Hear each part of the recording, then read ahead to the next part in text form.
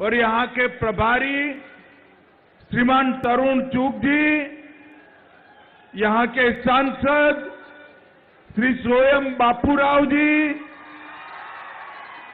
श्री हंसराज आहिर जी, doctor जी विवेक वेंकट स्वामी जी।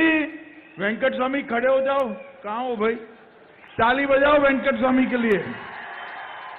श्री जी पेमेंदर जी, श्री एंडला लक्ष्मी नारायण जी, श्री रमेश राठौर जी, Shri D Ravindra नायक जी, और आज आदिलाबाद की पवित्र भूमि पर आए हुए प्यारे भाइयों, बहनों, माताओं और मेरे जिगर के टुकड़े जैसे युवा मित्रों, आप सभी को नमस्कार। इस भूमि पर सबसे पहले बासर में स्थित सरस्वती मां, नागोबा के भगवान शेषनाग और जयनाथ में स्थित लक्ष्मी नारायण के मंदिर को प्रणाम कर मेरी बात की शुरुआत करना चाहता हूं। मैं जब यहां आया हूं तब हम बहुत छोटे थे गुजरात में, तब कोमाराम भीम का नाम सुनकर रोंगटे खड़े हो जाते थे।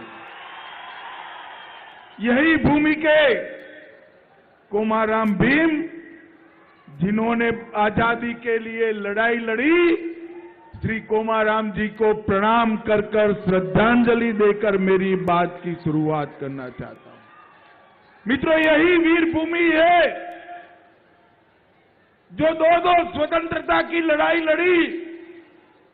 पूरे देश में स्वतंत्रता के लिए अंग्रेजों के खिलाफ ही लड़ाई लड़ी, मगर ये भूमि अंग्रेजों के खिलाफ भी लड़ी और निजाम के रजाकारों के खिलाफ भी लड़ी। ये वीर भूमि को मैं प्रणाम कर मेरी बात की शुरुआत करना चाहता हूं। मित्रों, कल ही चुनाव आयोग ने तेलंगाना का चुनाव घोषित कर दिया है। मुझे बताओ, आप लोग केसीआर की सरकार को फिर से लाना चाहते हो क्या? अरे जोर से बोलो, लाना चाहते हो क्या? मोदी जी के नेतृत्व में कमल की सरकार लाना चाहते हो क्या? आप सभी का जवाब है कि 3 दिसंबर को मोदी जी के नेतृत्व में तेलंगाना में भारतीय जनता पार्टी की सरकार बनने जा रही है। और मैं आपको वादा कर जाता हूं, अभी मोदी जी ने हैदराबाद में तेलंगाना विमोचन दिन पर झंडा फहराने का चालू किया है। अगर भारतीय जनता पार्टी की सरकार बनती है तो 17 सितंबर को हर जिले में हैदराबाद विमोचन दिन मनाया जाएगा। भाइयों और बहनों, चुनाव चाहे 2019 का हो या 14 का, आपने मोदी जी को भरपूर प्यार दिया है, मगर अब समय आ गया है कि तेलंगाना को डबल इंजन सरकार चाहिए। डबल इंजन का मतलब समझते हो ना? समझते हो या नहीं समझते हो? अभी सिर्फ ऊपर मोदी जी है, डबल इंजन का मतलब है नीचे भी मोदी, ऊपर भी मोदी। डबल इंजन सरकार लाना चाहते हैं ना? अभी मोदी जी यहां आए थे 23 अक्टूबर को। अभी मोदी जी आए थे, अक्टूबर महीने में ही 3 परियोजनाओं का उद्घाटन किया। एक समक्का सरक्का सेंट्रल आदिवासी यूनिवर्सिटी की स्थापना की है। हमारा एक क्षेत्र आदिवासी बहुल क्षेत्र है। सालों से 2014 से मोदी जी यहां सेंट्रल आदिवासी यूनिवर्सिटी बनाना चाहते थे। एक केसीआर सरकार जगह नहीं देती थी। अब इस सेंट्रल आदिवासी यूनिवर्सिटी 950 करोड़ के खर्चे से नरेंद्र मोदी जी बना रहे हैं, जो हमारे ट्राइबल बच्चों को ट्राइबल संस्कृति और संस्कार के साथ उच्च शिक्षा की व्यवस्था करेंगे।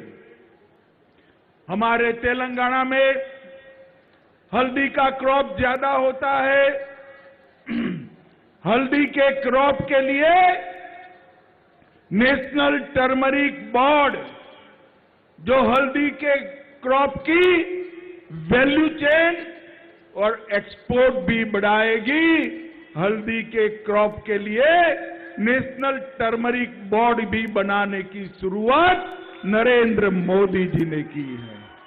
और तीसरा, सालों से KCR Krishna water dispute tribunal 2 का गठन के लिए कोई कदम नहीं उठाते थे। मोदी जी ने कृष्णा वाटर डिस्प्यूट ट्रिब्यूनल 2 के गठन के लिए कैबिनेट में प्रस्ताव कर तेलंगाना के पानी की चिंता करने का काम नरेंद्र मोदी जी ने किया है। और यहां पर इतने सारे लोग हैं, माताएं बहनें भी है। अभी अभी मोदी जी ने विधानसभा और लोकसभा में 33% महिला आरक्षण कर हर माता बहनों का सम्मान करने का काम किया है। भाइयों और बहनों, ये केसीआर की जो सरकार है 10 साल तक चली। 10 साल तक केसीआर ने तेलंगाना के गरीब का काम नहीं किया। किया है क्या? जोर से बोलो, किया है क्या? किसान का काम नहीं किया। किया है क्या?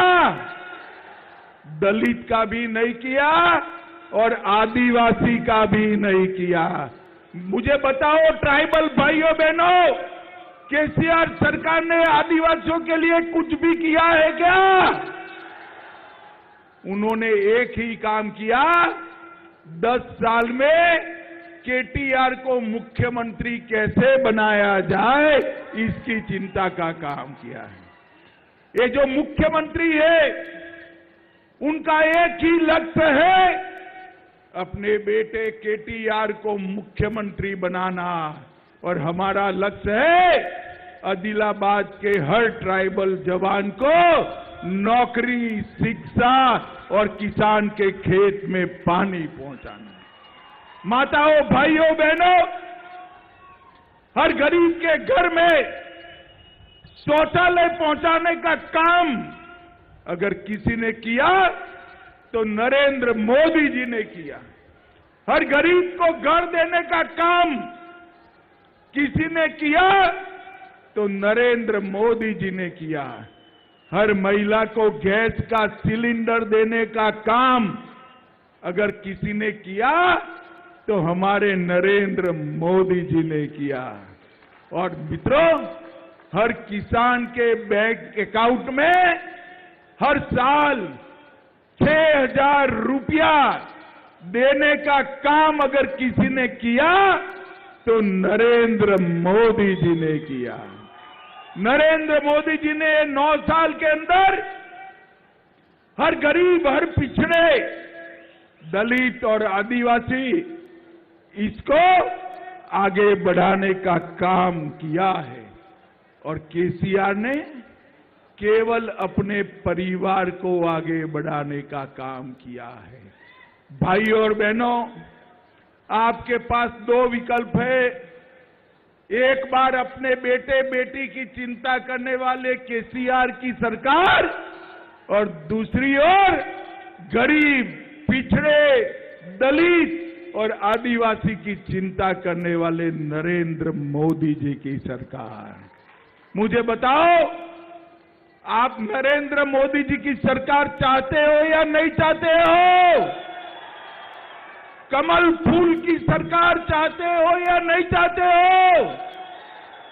मित्रों, देश आजाद हुआ 75 साल हो गए, मगर कभी भी कोई आदिवासी का बेटा या बेटी इस देश का राष्ट्रपति नहीं बना। नरेंद्र मोदी जी ने ओडिशा के गरीब घर में जन्मी हुई आदिवासी बेटी बहन द्रौपदी मुर्मू को राष्ट्रपति बनाकर देश के सभी आदिवासियों का सम्मान किया है। ट्राइबल कल्याण के लिए ढेर सारे काम नरेंद्र मोदी जी ने किए हैं। मित्रों, मैं आपको बताना चाहता हूं, एक कांग्रेस वाले भी चुनाव आता है तब नए कपड़े पहनकर आ जाते हैं। अभी अभी राहुल बाबा यहां घूमना शुरू करे हैं। मैं राहुल बाबा को पूछना चाहता हूं, आपकी सरकार थी, यूपीए की सरकार थी, कांग्रेस पार्टी की सरकार थी, 2013-14 में आदिवासियों के कल्याण के लिए बजट कितना था आपको मालूम है? मैं बताता हूं, सुनिएगा ध्यान से। 2013-14 में आदिवासियों के कल्याण के लिए सिर्फ 24,000 करोड़ का बजट था। कितना था भाई, बोलो जोर से। और मोदी जी ने 2023-24 आते आते आदिवासी कल्याण के लिए 24,000 करोड़ से बढ़ाकर 1,24,000 करोड़ रुपया करने का काम किया है।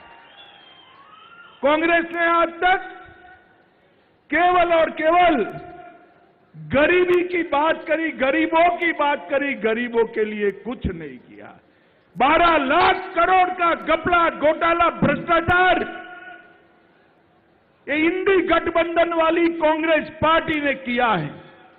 नरेंद्र मोदी के 9 साल के शासन में कोई हमारे विरोधी भी हम पर भ्रष्टाचार का आरोप नहीं लगा सकता। मित्रों, नहीं लगा सकता।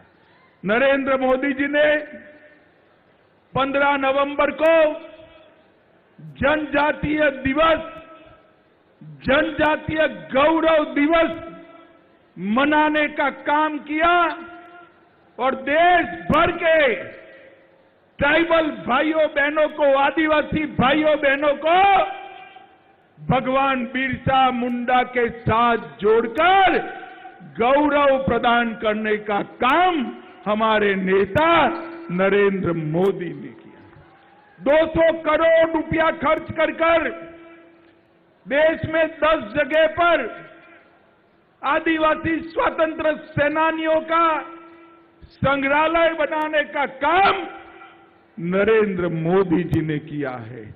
और मित्रों, जनजाति क्षेत्रों में जल से नल के माध्यम से 1 करोड़ 10 लाख आदिवासी घरों में पीने का पानी और 50 लाख लोगों को घर देने का काम हमारे नेता नरेंद्र मोदी जी ने किया है।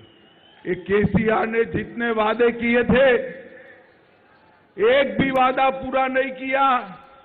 यहां अस्पताल बनाना था, अभी आधा अधूरा पड़ा है। आदिवासियों के लिए ढेर सारे वादे किए थे, एक भी वादा पूरा नहीं किया। आदिलाबाद में हवाई पट्टी बनानी थी, नहीं बना पाए। और 2 बेडरूम वाले घर आदिवासी भाइयों को देना था, दिया है क्या आपको? 2 बेडरूम वाला घर दिया है क्या?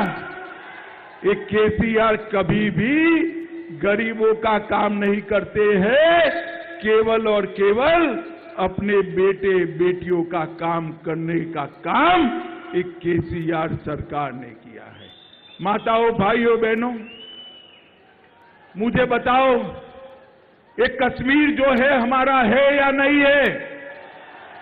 जोर से बोलो, हमारा है या नहीं है? धारा 370 हटनी चाहिए थी या नहीं हटनी चाहिए थी?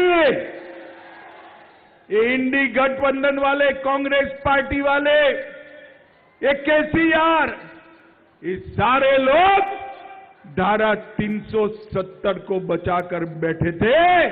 नरेंद्र मोदी जी ने 5 अगस्त 2019 को धारा 370 को हटाकर कश्मीर को हमेशा के लिए भारत के साथ जोड़ने का काम नरेंद्र मोदी जी ने।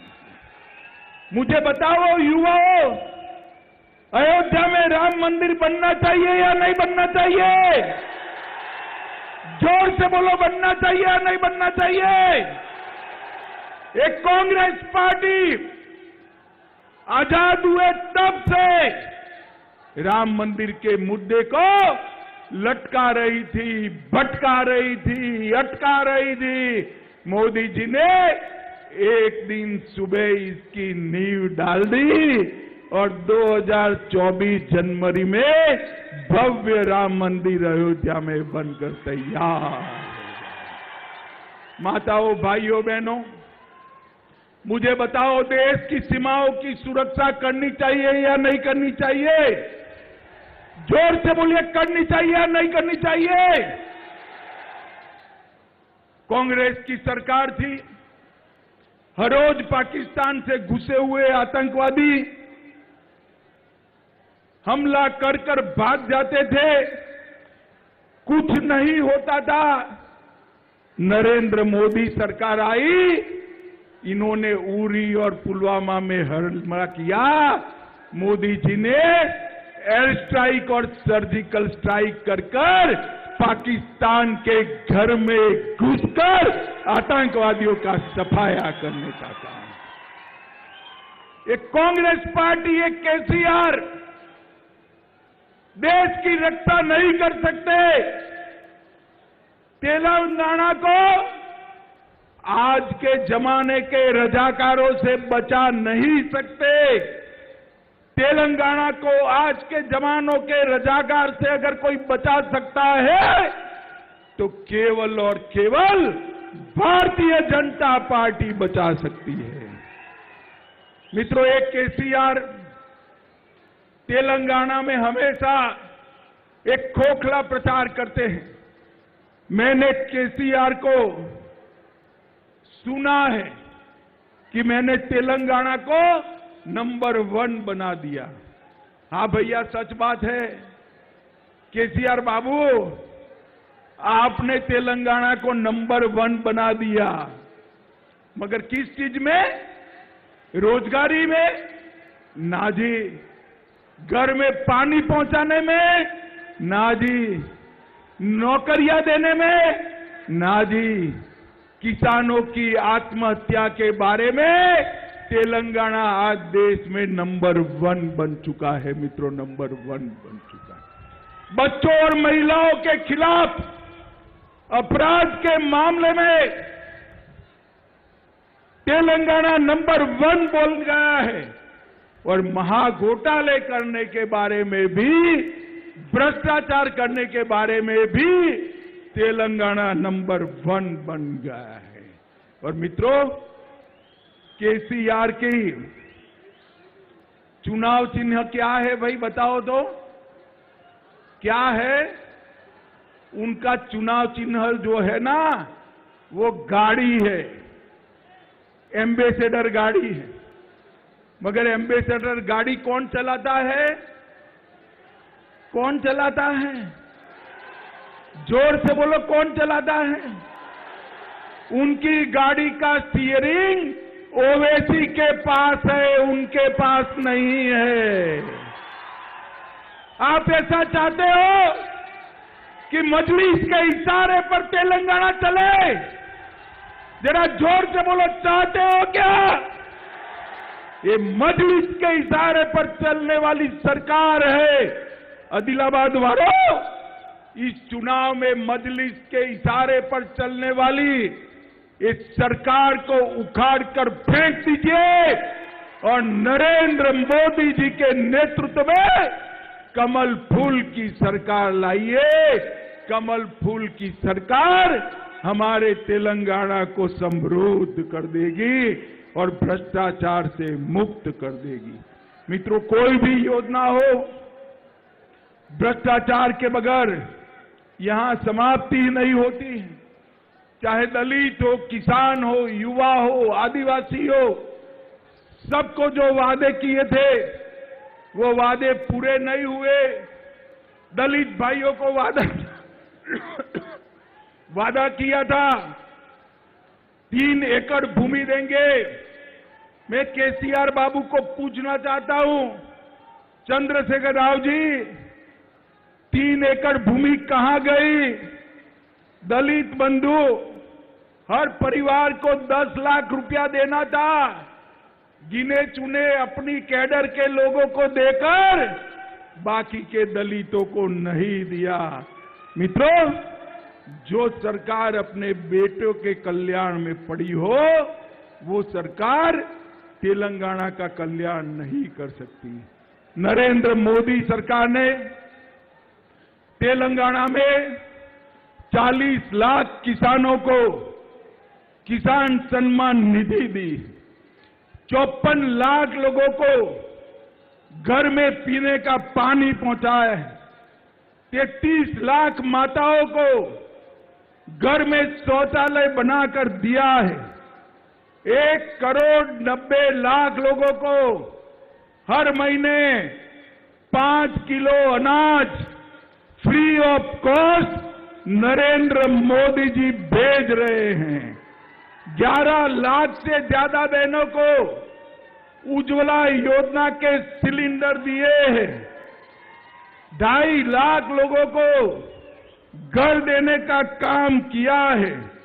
और मैं आपको पूछने आया हूं, सभी को कोरोना का दोनों टीका लगा था या नहीं लगा था? जिसको लगा हो वो जरा हाथ ऊपर करो तो। सबको लगा है ना? किसी को भी 25 पैसा भी देना पड़ा है क्या? मोदी जी ने 130 करोड़ की जनता को कोरोना का टीका लगाकर पूरे तेलंगाना को कोरोना से सुरक्षित करने का काम नरेंद्र मोदी जी ने किया है। मित्रों, नरेंद्र मोदी जी ने। माताओं, भाइयों, बहनों, अभी G20 हुआ। G20 में दुनिया भर के नेताओं ने भारत के नेतृत्व की मोदी जी की प्रशंसा की है। और जब हमारा चंद्रयान जब चांद पर पहुंच गया, देश भर के लोगों के मन में भारत के विजय का भाव खड़ा करने का काम नरेंद्र मोदी जी ने किया है। अंत में मैं इतना ही कहना चाहता हूं, इस सरकार का स्टीयरिंग मजलिस के हाथ में है, ओवैसी के हाथ में है। एक ऐसी सरकार बनाइए जो तेलंगाना की जनता की सरकार हो। एक ऐसी सरकार बनाइए जो अपने बेटों के लिए काम न करे, बेटी के लिए काम न करे, आदिलाबाद के आदिवासी भाइयों बहनों के लिए काम करे। और ऐसी सरकार केवल और केवल नरेंद्र मोदी जी और भारतीय जनता पार्टी दे सकते हैं। मित्रों, आप मुझे बताओ, आने वाले चुनाव में भारतीय जनता पार्टी की सरकार बनाएंगे क्या? दोनों हाथ उठाकर जोर से बोलिए, बनाएंगे क्या? कमल के निशान पर मोहर लगाएंगे क्या? ये केसीआर की सरकार को उखाड़ कर फेंक देंगे क्या? नरेंद्र मोदी के नेतृत्व में तेलंगाना में सरकार बनाएंगे क्या? 24 में फिर से मोदी जी को प्रधानमंत्री बनाएंगे क्या? तो मेरे साथ दोनों हाथ उठाइए, विजय के संकल्प की मुट्ठी बींचे और प्रचंड आवाज से बोलिए, भारत माता की, भारत माता की।